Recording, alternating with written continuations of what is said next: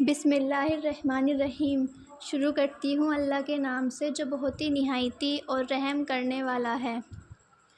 ہم سب لوگ یہ جانتے ہیں کہ ہماری دعائیں قبول ہوں، ہم وہ وقت تلاش کرتے ہیں جس میں اللہ تعالیٰ ہماری دعاؤں کو سن لیتا ہو۔ اس لیے آج میں آپ کو دو ایسے وقت رمضان کے مہینے میں بتانے جا رہی ہوں جو بہت خاص ہیں، جو بہت اہم ہیں۔ وہ دو وقت ایسے ہیں کہ اس میں اللہ اپنے بندوں کی دعائیں ضرور سنتا ہے، لیکن ہم لوگ عام طور پر ان دو وقتوں کو ہم مس کر جاتے ہیں، بھول جاتے ہیں یا چھوڑ دیتے ہیں یا آرام میں مشغول ہوتے ہیں۔ میرے عزیز بھائیوں، میری بہنوں، وہ دو وقت ایسے ہیں کہ آپ اپنی ہر پرابلم کو اس ٹائم میں اللہ کے سامنے رکھ سکتے ہیں۔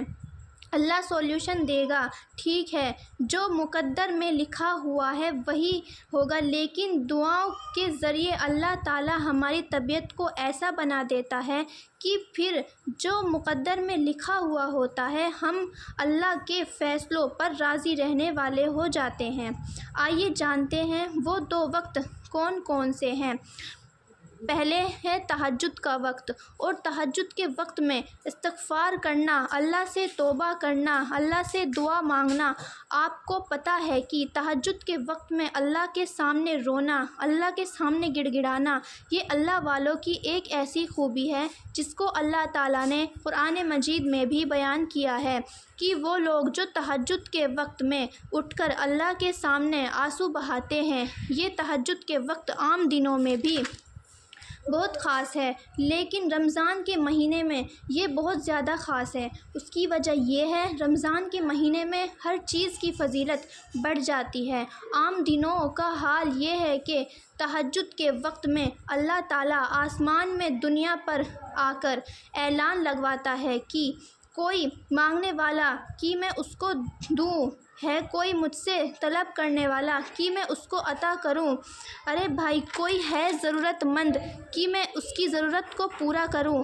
آپ اندازہ کریں کہ یہ اس وقت کی خاصیت ہے اور یہ اس وقت کی فضیلت ہے۔ آپ سوچئے کہ رمضان میں اس فضیلت کا کیا عالم ہوتا ہوگا۔ چلو عام مہینوں میں تو ہم لوگ تہجد میں اٹھ ہی نہیں پاتے ہیں، سو رہے ہوتے ہیں، لیکن رمضان کے مہینے میں تہجد کے وقت اٹھنا یہ بہت آسان ہو جاتا ہے۔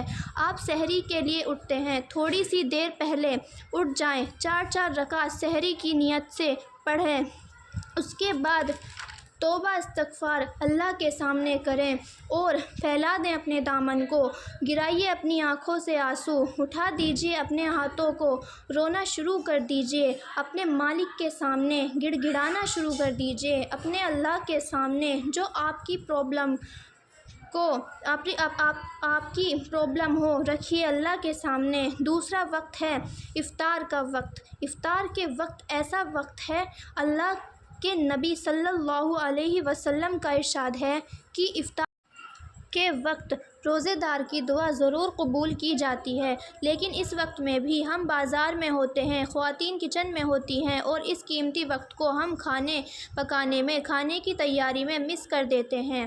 میرے عزیز بھائیوں، میری بہنوں، یہ رمضان کے دو ایسے خاص وقت ہیں۔